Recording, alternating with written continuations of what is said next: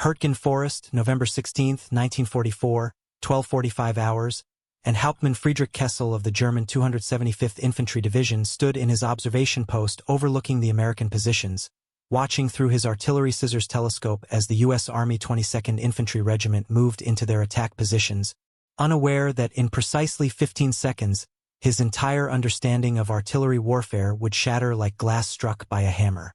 The forest around him was silent except for the occasional crack of a sniper's rifle,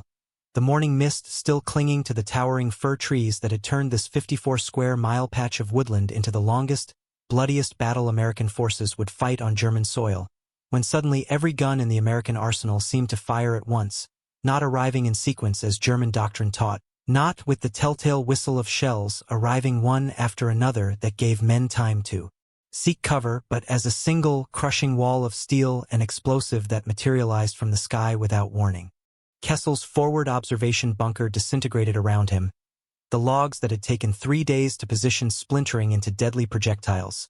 his radio operator vanishing in a red mist, and as he was thrown to the muddy ground, blood streaming from his ruptured eardrums, he realized with crystalline clarity that the Americans had developed something the Wehrmacht's artillery experts had deemed impossible, a synchronization of fire so precise that shells fired from different batteries at different times all arrived at exactly the same moment.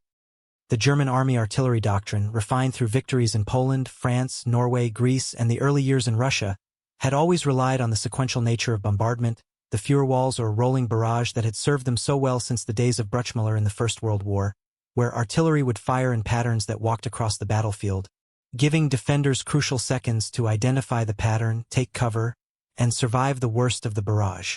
German artillery officers like Kessel had been trained at the prestigious artillery school at Jüterbog, where they learned the mathematical precision of indirect fire, the importance of registration shots to dial and accuracy, and the elaborate fire plans that required careful coordination between forward observers and gun batteries, a process that typically took their units 30 minutes to an hour to properly execute when engaging unexpected targets. The Wehrmacht's artillery arm had entered the war with excellent training and superior equipment in many cases, particularly their versatile 88mm guns that could serve as anti-aircraft, anti-tank, or conventional artillery pieces, their 105mm Luftwaffe-18 howitzers that formed the backbone of divisional artillery, and their massive railway guns that could demolish fortifications from ranges that seemed impossible, yet they had never developed, never even seriously considered the possibility of timing multiple batteries so that shells with different flight times would converge on a target simultaneously. This dismissive attitude towards synchronized artillery fire had roots in German military culture that valued individual unit excellence over inter-unit coordination, a philosophy that had served them well when they possessed superiority in training and equipment, but was now proving catastrophically inadequate against an American artillery system that had spent 2 years perfecting the art of time on target barrages. Colonel Wilhelm Osterhold, commanding the 12th Volksgrenadier Division Artillery Regiment, had actually laughed when a captured American forward observer tried to explain the concept during interrogation in October 1944, dismissing it as Amerikanischer Unsinn, American nonsense that violated the fundamental principles of artillery employment because everyone knew that batteries fired at their maximum rate to achieve weight of shell on target, not in some elaborate dance of synchronization. That would reduce the overall volume of fire. The German artillery commanders had grown accustomed to their methods, which relied heavily on pre-registered targets, carefully surveyed gun positions, and the elaborate process of meteorological corrections that could take hours to properly calculate, a system that worked well in static defensive positions but was increasingly overwhelmed by the American ability to mass fires from multiple battalions within minutes of target identification. The roots of German complacency regarding artillery coordination stretched back to their spectacular early victories, where their doctrine of Auftragstaktik, mission-type tactics that emphasized individual initiative and rapid movement, had seemed to prove the superiority of their approach over the methodical, firepower-heavy tactics favored by their enemies. During the invasion of France in 1940, German artillery had performed adequately despite being largely horse-drawn, with forward observers riding in vehicles alongside the advancing panzer divisions, calling in fires that disrupted French defensive positions and enabled the rapid advance that conquered France in 6 weeks. General der Artillerie Karl Thoholt, inspector of artillery for the Wehrmacht in 1944, had written in his training directives that The German artillery achieves through superior training and individual battery excellence what our enemies attempt through mass and crude synchronization, a statement that would prove tragically prophetic as American time on target barrages began decimating German positions across the Western Front. The German system relied on Beobachtungsoffizier, forward observation officers who were highly trained in mathematics and ballistics, capable of calculating firing solutions in their heads, but who communicated with their batteries through telephone lines that were constantly being cut by the preparatory bombardments, forcing them to rely on runners or radio communications that were intercepted by American signal intelligence units. By November 1944, the German artillery situation in the West had deteriorated to a critical level, with many units equipped with a hodgepodge of captured French, Czech, Soviet, and Italian guns for which ammunition supply was a constant nightmare, requiring different shells, different charges, different firing tables that had to be translated from their original languages. Major Hans Schreiber of the 3rd Fallschirmjäger Division Artillery Regiment complained in his diary that his unit had 7 different types of guns from 4 different nations, none of which can share ammunition, and for which we have perhaps 30 rounds per gun per day, while the Americans seem to have unlimited shells which they fire at every rustle in the bushes. The German artillery in the Hürtgen Forest included units from the 275th Infantry Division with their mixed bag of 105 mm Czech howitzers and captured Soviet 122 mm guns, the 89th Infantry Division with worn-out tubes that had been firing since Normandy without replacement, and elements of the 12th Volksgrenadier Division whose teenage gunners had received exactly 3 weeks of training before being thrust into combat. These units were expected to counter American artillery that included the 4th Infantry Division Artillery with 4 battalions of 105 mm howitzers, Corps Artillery with 155 mm long tom guns, and coordinated fires from the 28th Infantry Division and 9th Infantry Division Artillery that could mass over 200 tubes on a single target. The morning of November 16, 1944, began with the Germans confident in their defensive positions throughout the Hürtgen Forest, where the terrain favored the defender with its dense woods, steep ravines, narrow fire breaks that served as perfect killing zones, and the elaborate bunker system they had been constructing since September. General Major Rudolf von Gersdorf, Chief of Staff for the German 7th Army, had personally inspected the defenses and declared them impregnable to anything short of a massive sustained bombardment of several days' duration.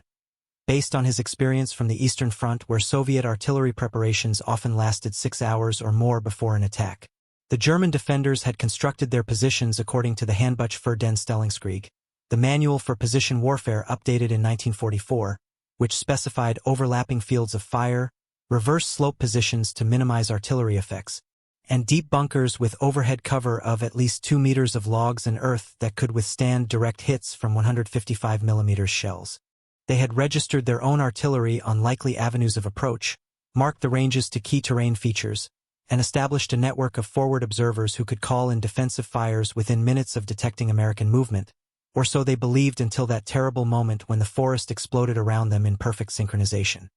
The American time on target technique that shattered German positions that November morning had been developing since 1941 at Fort Sill, Oklahoma, where the U.S. Army Field Artillery School had revolutionized the science of massed fires through the creation of fire direction centers that could rapidly calculate firing data for multiple batteries. Lieutenant Colonel Charles Hart, who had helped develop the system, later explained that we realized that most casualties from artillery occurred in the first 3 to 8 seconds, before troops could take cover, so we developed a system where every shell would arrive in those critical first seconds, giving the enemy no warning, no time to react, just instantaneous devastation. The mathematics involved were complex, requiring precise calculations of flight times for shells fired from different positions at different angles with different muzzle velocities, all while accounting for meteorological conditions, barrel wear, and the rotation of the earth for longer-range shots. The U.S. Army had developed graphical firing tables, slide rules specifically designed for artillery calculations, and a communication system that could transmit fire missions to dozens of batteries simultaneously, with forward observers equipped with SCR 610 radios that could call in grid coordinates that would be converted to firing data within minutes. This system had been tested in North Africa, refined in Sicily and Italy, perfected in Normandy, and was now being unleashed with devastating effect in the Hürtgen Forest. The first time on-target barrage in the Hürtgen Forest on November 16, 1944, involved coordination between 3 field artillery battalions of the 4th Infantry Division, 2 battalions of Corps Artillery, and supporting fires from the 28th Infantry Division Artillery, totaling 96 guns that fired at different times calculated so that all shells would impact within a 3-second window. Oberleutnant Klaus Zimmermann, commanding a company of the German 275th Infantry Division defending the woodline near Grossau, survived the barrage and later described it in a letter to his wife that was captured when he was taken prisoner. It was as if the hand of God reached down and slapped the earth with unimaginable force. The trees around us did not fall one by one as in normal bombardment but were swept away in an instant like matchsticks. My bunker that had survived weeks of shelling collapsed immediately, burying half my platoon alive, and when I crawled from the wreckage, deaf and bleeding, I found that of my company of 132 men. Only 17 could still hold a rifle. The psychological impact was even greater than the physical destruction. As German soldiers who had endured conventional bombardments on the Eastern Front, who had survived the carpet bombing of their cities, who thought they understood the nature of artillery warfare, suddenly faced something entirely outside their experience, a synchronization of destruction that gave no warning, no pattern to read, no time to react. The German command structure initially refused to believe the reports coming from the front lines about simultaneous shell impacts, with General der Panzertruppe Otto von Manschufel, commanding the 5th Panzer Army,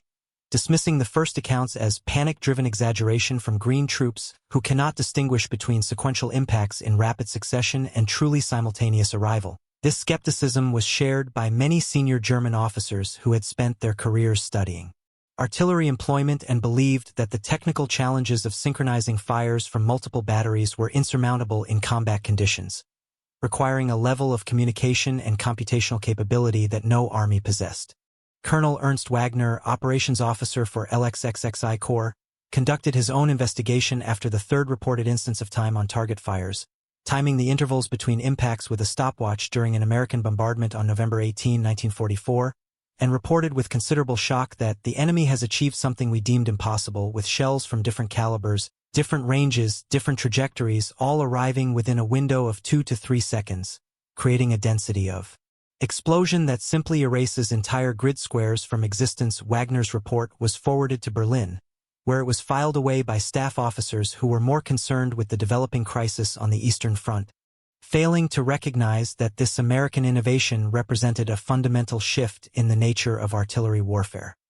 The German artillery attempted to respond with their traditional counter-battery fires, but found themselves hopelessly outmatched in what became known as the artillery duel of the Hürtgen Forest, where American superiority in ammunition, communications, and coordination gradually ground down the German guns. Hauptmann Wilhelm Becker of Artillery Regiment 89 described the futility of their efforts. We would fire a concentration on identified American positions, taking 30 minutes to calculate the firing data, another 10 minutes to transmit the orders to our batteries, only to have the Americans respond within 3 minutes with time-on-target barrages that would silence our guns before we could relocate, and they seemed to have unlimited ammunition while we were restricted to 20 rounds per gun per day. Unless directly supporting an attack, the German reliance on wire communications meant that the preparatory bombardments, even the conventional ones, would sever their links between observers and batteries, forcing them to use runners through the shell-torn forest or risk radio transmissions that were immediately detected by American signal intelligence units, who would vector devastating counter-battery fires onto the transmitting location. The American system of survey, metro messages computed at corps level, and pre-computed firing data meant that any battery could engage any target within range without registration, while German batteries still required registration shots that immediately revealed their positions to American sound ranging equipment and flash spotting teams. As November progressed into December 1944, German units throughout the Hürtgen Forest began to experience the full weight of American time-on-target capabilities, with battalion command posts obliterated in seconds, reserve companies annihilated while moving through supposedly safe rear areas, and artillery batteries subjected to such accurate and overwhelming fire that many German gunners simply abandoned their pieces rather than face certain death. The 22nd Infantry Regiment of the U.S. 4th Infantry Division, despite taking horrific casualties of their own in the meat grinder of the Hürtgen Forest, reported that their supporting artillery had achieved complete domination of the battlefield, with time-on-target missions being called in by company commanders who had direct radio links to fire direction centers, bypassing the traditional chain of command that would have delayed fires by precious minutes. Lieutenant James Connor of the 22nd Infantry described watching a TOT barrage impact on German positions.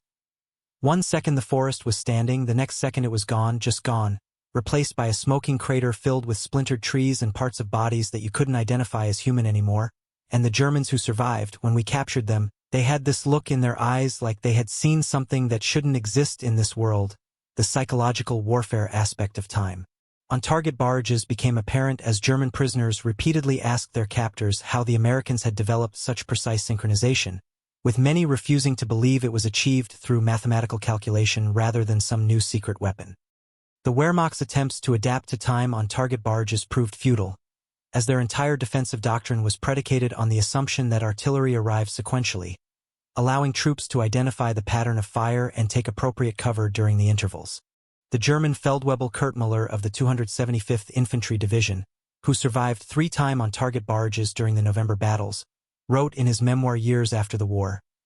"We had been taught that artillery had a rhythm, like a deadly drumbeat that you could learn to dance between, taking cover when the shells were falling, moving when they lifted to shift to another target, but the American time on target barrages had no rhythm, no pattern, just instantaneous annihilation that fell from the sky, without warning.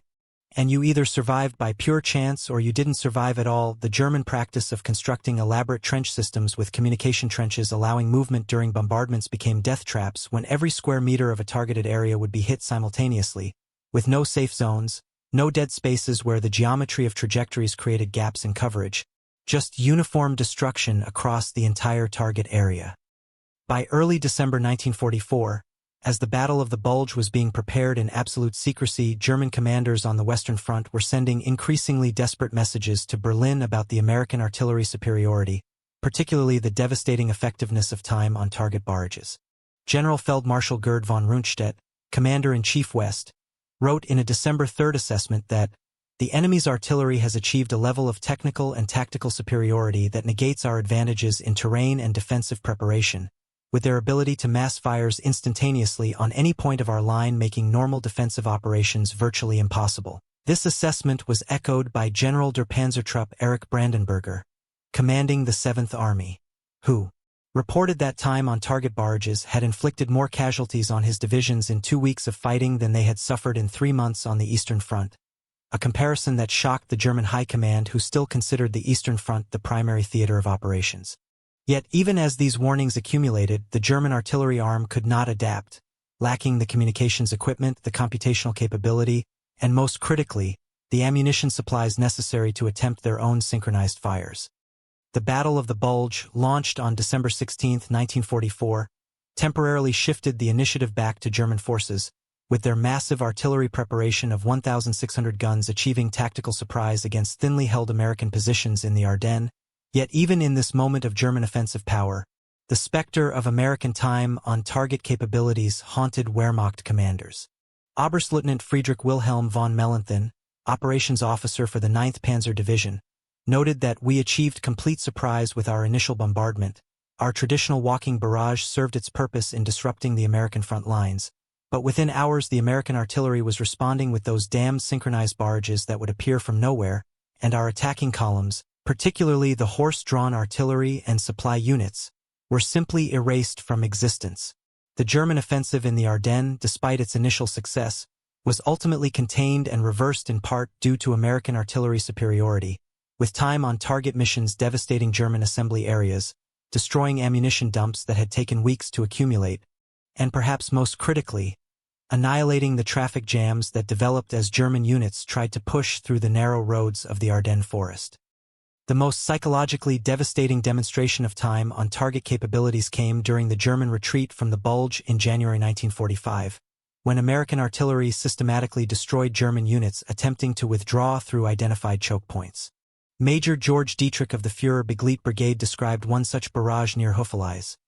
"We were withdrawing in good order, our vehicles spaced properly, our infantry providing flank security, when suddenly the crossroads ahead of us ceased to exist, not destroyed by sequential shells we could have timed our movement through, but obliterated in an instant by what must have been shells from a dozen different batteries all arriving at once. And then the barrage shifted to our column, and in the space of perhaps 10 seconds, my entire battalion was gone. 500 men and 40 vehicles turned into burning wreckage and body parts scattered across the snow." The precision of American time on target fires had improved even from their November introduction, With forward observers now able to call in specific types of missions, TOT immediate suppression, for targets of opportunity, TOT destruction, for identified strong points, and most feared of all, TOT box barrage, which would seal off an area with simultaneous impacts on all sides, trapping German units in a kill zone from which there was no escape. The German soldiers developed an almost superstitious dread of time on target barrages, with many units reporting increased desertion rates and psychological casualties that the Wehrmacht medical services were completely unprepared to handle. Oberstar's Dr. Heinrich from Chief Medical Officer for the 3rd Fallschirmjäger Division reported that we are seeing a new type of combat neurosis. Men who have survived time on target barrages exhibit symptoms similar to those who have been buried alive by conventional bombardment, but with an added element of temporal disorientation. They cannot process how destruction can occur instantaneously, and many become convinced that the Americans have developed some form of supernatural weapon that transcends the normal laws of physics. The Wehrmacht's morale officers attempted to counter this fear by explaining the technical aspects of time on target fires, distributing pamphlets that described it as merely precise mathematical calculation, nothing more. But these efforts failed to address the fundamental psychological impact of facing an enemy whose artillery could strike without warning, without pattern, without the comforting predictability that allowed soldiers to maintain the illusion of control over their survival. As German forces retreated toward the Rhine River in February and March 1945, they encountered ever more sophisticated applications of time on target techniques, with American artillery now coordinating fires not just from divisional and corps artillery, but from multiple Army-level battalions, creating barrages of such intensity that entire grid squares would be transformed into moonscapes in seconds. The crossing of the Rhine River in March 1945 demonstrated the ultimate evolution of time on target capabilities, with Operation Plunder's opening bombardment coordinating fires from over 2,000 guns, including British, Canadian, and American batteries, all timing their fires to achieve simultaneous impact across a 20-mile front. General der Infanterie Gustav von Zongen, commanding the German 15th Army defending the Rhine, reported to Berlin on March 23, 1945. The enemy's opening bombardment achieved a level of synchronization that our artillery experts still insist is theoretically impossible, with shells from different armies, different calibers, different ranges, all arriving within the same 2-second window. The destruction was so complete, so instantaneous, that many of our positions simply ceased to exist. Before they could report being under attack, the German artillery, what remained of it, could only fire individual harassment missions, their communication networks shattered, their ammunition depleted, their guns worn out from months of fighting without replacement tubes. The Wehrmacht's institutional inability to develop their own time on target capability stemmed from multiple factors that reflected deeper problems within the German military system by 1944-1945. The German artillery arm had entered the war with excellent individual battery training, but had never developed the integrated fire control systems necessary for synchronized fires. Their communication systems relied heavily on field telephones that were vulnerable to artillery cut lines. Their computational methods still used logarithmic tables and slide rules that took precious minutes to calculate firing solutions, and most critically, their ammunition supply situation meant that even if they could have synchronized fires, they lacked the shells to make it effective. Oberst Hermann Ochsner, former instructor at the artillery school at Jüterbog who was captured in March 1945, admitted during interrogation that we knew the Americans were achieving something remarkable with their artillery synchronization. We captured enough forward observers to understand the basic concept, but implementing it would have required completely restructuring our artillery doctrine, our communications protocols, our training methods, and by the time we recognized its importance, we no longer had the resources, the time, or frankly the institutional will to adapt. The German military's pride in their traditional methods, their belief in the superiority of German military science,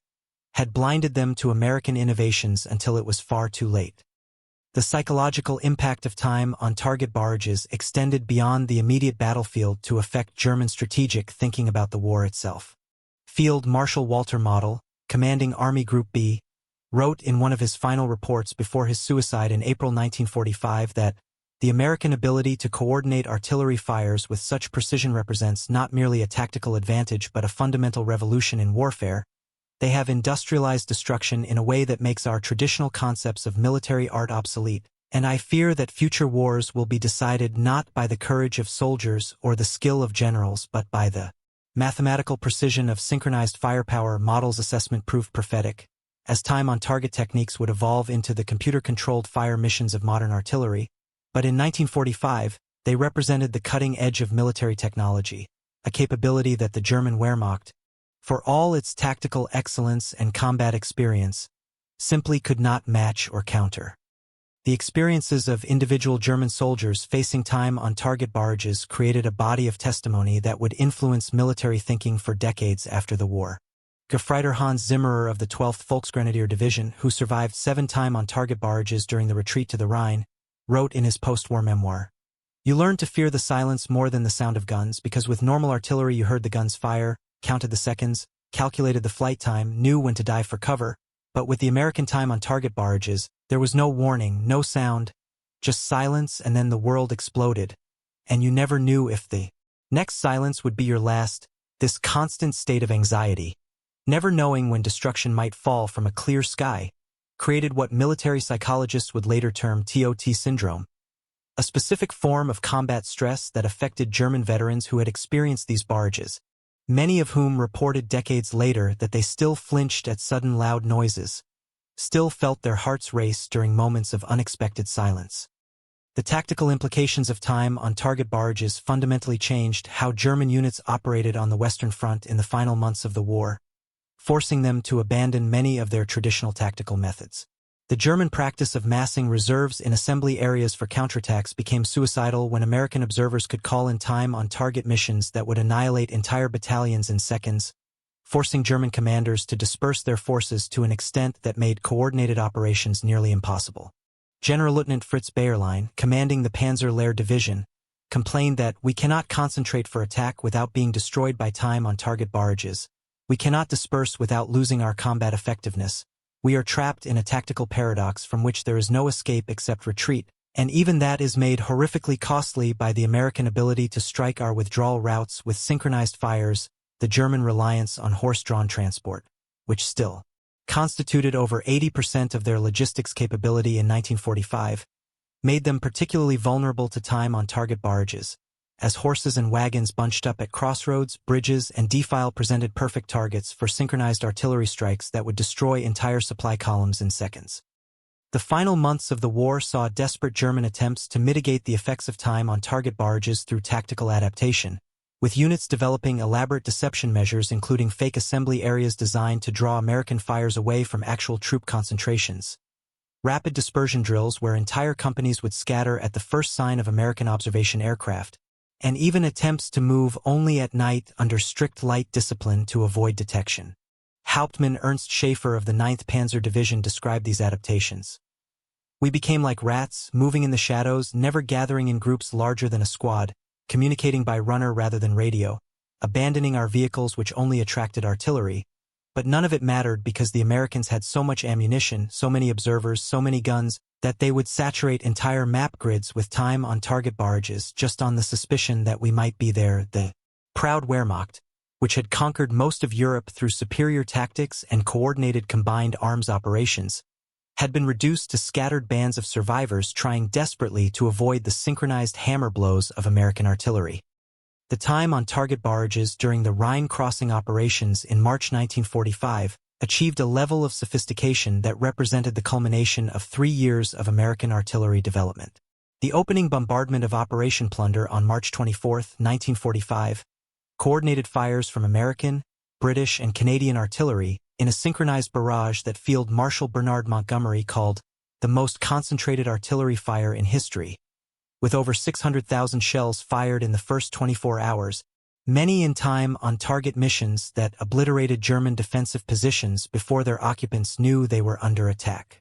General Major Fiebig, commanding the 84th Infantry Division defending near Wesel, reported that his forward battalion simply ceased to exist in the opening minutes of the bombardment, with one regimental command post receiving a report from an observation post at 0200 hours that all was quiet, only to have that same observation post obliterated by a time-on-target barrage at 0201 hours, with no warning, no sound of incoming shells, just instantaneous destruction that left a smoking crater where 12 men had been stationed. The psychological impact on the surviving defenders was devastating, with many simply abandoning their positions rather than wait for the next synchronous barrage to fall from the darkness.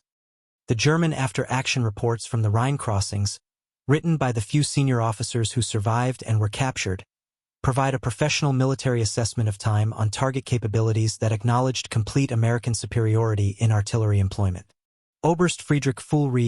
former artillery commander of the 2nd Fallschirmjäger Division,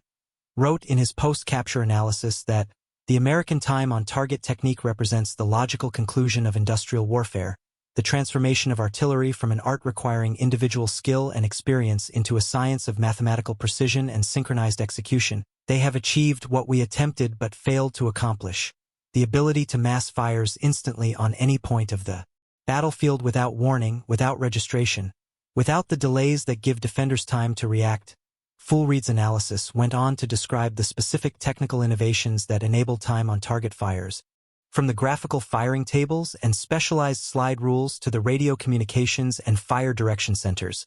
concluding that, even if Germany had possessed the technical capability to develop such a system,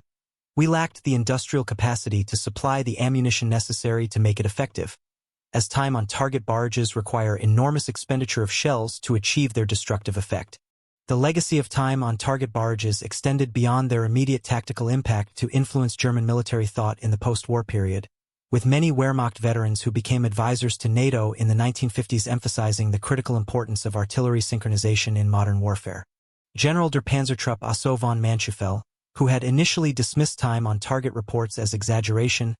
later admitted in his memoirs that the American artillery in 1944-45 achieved a revolution in military affairs that we Germans, despite our supposed technical superiority and tactical expertise, completely failed to anticipate or counter, and their time on target barrages represented not just a new technique, but a fundamental shift in how firepower could be employed on the battlefield. The German experience of facing time on target barrages became a cautionary tale about the dangers of institutional rigidity and the failure to recognize and adapt to enemy innovations, lessons that would influence military doctrine development during the Cold War when former Wehrmacht officers helped shape the new West German Bundeswehr's artillery doctrine to specifically incorporate the lessons learned from facing American synchronized fires.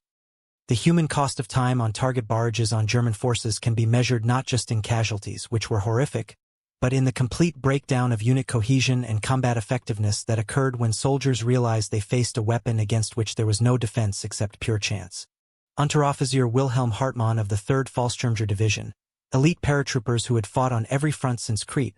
wrote in a letter found on his body after he was killed by a time-on-target barrage near Wesel. We have faced British artillery in Africa, Soviet Katyushas in Russia, Allied bombing in Normandy, but nothing prepared us for the American time-on-target barrages. There is no courage that can stand against them, no training that can prepare you, no defensive position that can protect you. There is only luck, and when that runs out,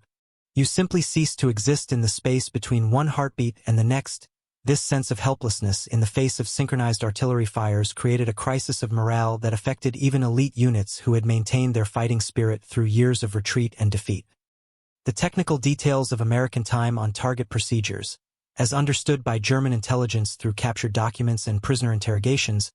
revealed a level of mathematical and organizational sophistication that German artillery officers found both impressive and dispiriting. Hauptmann Ludwig von Stauffen, intelligence officer for LXXXI Corps, compiled a comprehensive report on American artillery methods based on captured field manuals and interrogations of American forward observers, concluding that the American system requires each battery to maintain precise survey data on their positions to within 1 meter, continuous meteorological updates computed at corps level and transmitted to all batteries, firing tables that account for barrel wear, propellant temperature, and projectile weight variations, and a communication system that can transmit fire missions to dozens of batteries simultaneously with timing precise to the second von Staufen's report, one of the last comprehensive intelligence assessments produced by the Wehrmacht, acknowledged that duplicating such a system would require not just technical capability but a complete restructuring of German artillery doctrine, training, and organization, none of which was possible in the chaos of 1945. As German forces retreated into the Reich's interior during April 1945, time on target barrages continued to devastate any attempt at organized resistance, with American artillery systematically destroying German positions in a demonstration of firepower supremacy that left even veteran Wehrmacht officers stunned by its efficiency. The defense of Nuremberg in April 1945 saw the U.S. Army's XX Corps coordinate time on target fires from 12 artillery battalions, creating a barrage of such intensity that the medieval walls of the city, which had stood for centuries, were reduced to rubble in minutes, with German defenders reporting that shells arrived so simultaneously that the ancient stones seemed to explode from within rather than being struck from without. General Major Karl Weissenberger, commanding the remnants of the 17th SS Panzergrenadier Division defending Nuremberg, surrendered after witnessing a time-on-target barrage obliterate his headquarters, stating to his American captors that there is no point in continuing resistance against an enemy who can make the very air itself explode without warning. You have transformed warfare into something that honorable soldiers can no longer recognize, where mathematics and synchronization matter more than courage and skill. The final German military assessments of time on target capabilities, written by captured general staff officers in the immediate aftermath of Germany's surrender in May 1945, acknowledged that American artillery superiority, particularly the ability to mass synchronize fires, had been a decisive factor in the Wehrmacht's defeat on the Western Front. General Oberst Gotthard Heinrichsey, one of Germany's most skilled defensive commanders, wrote in his post-war analysis that the American time-on-target barrages negated every advantage we possessed in defensive warfare, our carefully prepared positions, our tactical expertise, our soldiers' determination to defend the homeland, all became irrelevant when faced with artillery fires that could erase entire defensive sectors in seconds without warning. And I believe that even if we had possessed unlimited ammunition and equipment, we still could not have developed an effective counter to this American innovation in the time available. Heinrichsey's assessment was particularly significant because he had successfully defended against massive Soviet artillery bombardments on the Eastern Front, conventional barrages that, while devastating in their volume of fire, still followed predictable patterns that allowed defenders to survive and fight. The psychological trauma inflicted by time-on-target barrages on German soldiers created a generation of veterans who would struggle with what military psychiatrists would later recognize as a specific form of combat-induced post-traumatic stress disorder. Dr. Friedrich Zimmermann, who treated Wehrmacht veterans at a psychiatric hospital in Munich after the war, documented numerous cases of what he termed synchronous fire syndrome, where veterans who had experienced time-on-target barrages exhibited unique symptoms including temporal disorientation during thunderstorms, panic attacks triggered by synchronized sounds such as church bells or industrial machinery, and recurring nightmares where time itself seemed to collapse into a single moment of destruction. These veterans, many of whom had fought bravely through years of combat on multiple fronts, found themselves unable to process the experience of facing artillery fires that violated their fundamental understanding of cause and effect, where the normal sequence of sound, warning, and impact was compressed into instantaneous annihilation that their minds simply could not reconcile with the normal flow of time. The institutional failure of the Wehrmacht to recognize and adapt to time-on-target capabilities reflected deeper problems within the German military system, including an over-reliance on traditional doctrine, a dismissal of American military innovation as inferior to German tactical art, and most fundamentally, an inability to comprehend that warfare had evolved beyond the conventional understanding of artillery employment that had existed since the First World War.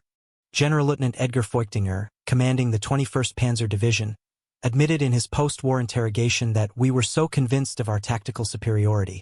so certain that our experience and training would overcome American material advantage, that we simply refused to believe the early reports of synchronized artillery fires, dismissing them as panic or exaggeration, and by the time we accepted the reality of time-on-target barrages, it was far too late to develop countermeasures or our own capability. This institutional blindness cost thousands of German lives and contributed significantly to the rapid collapse of German resistance in the West during the final months of the war,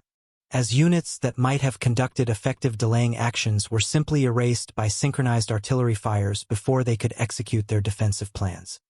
The evolution of American time-on-target capabilities from their first major employment in the Hürtgen Forest in November 1944 to the massive synchronized barrages of the Rhine crossings in March 1945 demonstrated a pace of tactical innovation that the Wehrmacht, weakened by years of attrition and struggling with multiple crises on all fronts, simply could not match. The U.S. Army's ability to rapidly disseminate lessons learned, standardize procedures across multiple units, and continuously refine their synchronization techniques meant that each successive time-on-target barrage was more devastating than the last, with forward observers becoming more skilled at calling in these missions, fire direction centers becoming more efficient at computing the complex firing data, and battery crews becoming more precise in their execution of timed fires. By contrast, the German artillery arm was progressively weakened through losses of experienced personnel, with veteran battery commanders and forward observers who might have developed countermeasures killed or captured, replaced by hastily trained teenagers and Volkssturm militia who could barely operate their mismatched collection of captured guns, much less attempt the complex synchronization required for time-on-target fires. The strategic implications of American time-on-target superiority extended beyond the immediate battlefield to influence German decision-making at the highest levels, with Adolf Hitler himself reportedly expressing disbelief when informed of American artillery capabilities during a military conference in March 1945. According to the diary of General der Artillerie Wilhelm Burgdorf, Hitler's reaction to reports of time-on-target barrages was to accuse his generals of defeatism, insisting that no army can achieve perfect synchronization of artillery fires. This is simply another excuse for failure by commanders who lack the will to fight, a denial of reality that prevented any coherent German response to American artillery superiority even as time-on-target barrages were systematically destroying the last coherent German defensive positions. This disconnect between the reality on the ground and the perceptions of senior Nazi leadership meant that German forces received no strategic guidance on countering time-on-target fires, no resources allocated to developing their own capability, and no acknowledgement that they faced a fundamental revolution in artillery warfare that rendered their traditional tactics obsolete. The memories of German soldiers who survived time-on-target barrages would influence military doctrine and training for generations, with many veterans becoming instructors at NATO military schools where they emphasized the critical importance of artillery synchronization and the devastating psychological impact of fires that arrive without warning. Oberst Karl-Heinz Becker, who survived 5 time-on-target barrages as a junior officer with the 12th Volksgrenadier Division and later became an instructor at the NATO Defense College, would begin his lectures on artillery warfare by stating, "Gentlemen, let me tell you about the moment when time stops, when every shell fired from different batteries at different distances arrives at exactly the same instant, when destruction does not roll across the battlefield like thunder but strikes like lightning everywhere at once, and you realize that everything you thought you knew about surviving artillery fire is worthless, because there is no survival technique against synchronized fires. There is only the random chance of being somewhere else when the mathematics align and death falls from the sky." His lectures, attended by a generation of NATO artillery officers, helped ensure that the lessons learned from German experiences with time-on-target barrages were incorporated into Western military doctrine during the Cold War. The final testament to the devastating effectiveness of time-on-target barrages came from Field Marshal Wilhelm Keitel, chief of the Wehrmacht High Command, who stated during his Nuremberg trial testimony that among the many factors contributing to German defeat, the American artillery's ability to coordinate fires with mathematical precision, to strike without warning through their time-on-target technique, inflicted casualties and destroyed morale to an extent that our forces on the Western Front simply could not sustain effective resistance, and I must admit that we never developed an effective counter to this innovation, nor did we fully comprehend its implications until it was far too late. Keitel's admission, from the highest level of German military command, confirmed what countless German soldiers had learned through bitter experience in the forests, fields, and cities of Western Europe, that the American development of time-on-target artillery fires had fundamentally changed the nature of warfare, transforming artillery from a blunt instrument of sequential destruction into a precise tool of synchronized annihilation that gave defenders no warning, no pattern to recognize, no time to react, just the sudden transformation of their world from existence to oblivion in the space between one heartbeat and the next. The legacy of Germany's failure to anticipate or counter time-on-target barrages would resonate through military history as a cautionary tale about the dangers of institutional rigidity and the dismissal of enemy innovations, with military historians noting that the Wehrmacht, despite its reputation for tactical innovation and combined arms expertise, had been completely blindsided by what was essentially a mathematical and organizational innovation rather than a technological breakthrough.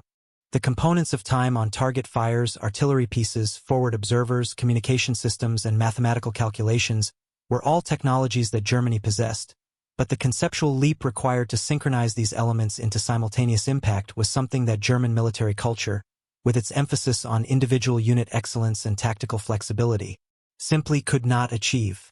Professor Hans Delbruck of the Wehrmacht Military History Institute, writing in 1955, concluded that, The American time on target barrages of 1944-45 represented not just a tactical innovation but a fundamental shift in military thinking from the artisanal approach of traditional artillery employment to the industrial approach of synchronized mass production of destruction. And the German failure to recognize or adapt to this shift cost us thousands of lives and contributed materially to our defeat on the Western Front. As the war ended in May 1945, German artillerymen who had survived the experience of facing time on target barrages carried with them memories of a form of warfare they had never imagined possible, where the fundamental constants of artillery combat, the sequence of firing, flight, and impact that had governed artillery employment since the invention of gunpowder, had been violated by American mathematical precision and organizational efficiency. Feldwebel Otto Braun of Artillery Regiment 1716, one of the last German units to surrender in May 1945, wrote in his final diary entry, "We who prided ourselves on being the masters of artillery tactics, who had studied at the finest military schools, who had fought on every front from Norway to Africa, were ultimately defeated by American clerks with slide rules who could make every gun in their army fire at different times so that every shell arrived at once. And perhaps that is the most bitter lesson of this war, that courage and skill and experience mean nothing when faced with an enemy who has transformed warfare into a mathematical equation where X equals the precise moment when you cease to exist." His words, written in the ruins of the Third Reich, captured the fundamental transformation that time on target barrages represented, not just in artillery tactics but in the very nature of modern warfare itself, where synchronization and coordination had triumphed over individual excellence, where mathematics had defeated martial prowess, and where the proud Wehrmacht had been reduced to helpless targets for American artillery that struck without warning, without mercy, and without any possibility of effective response.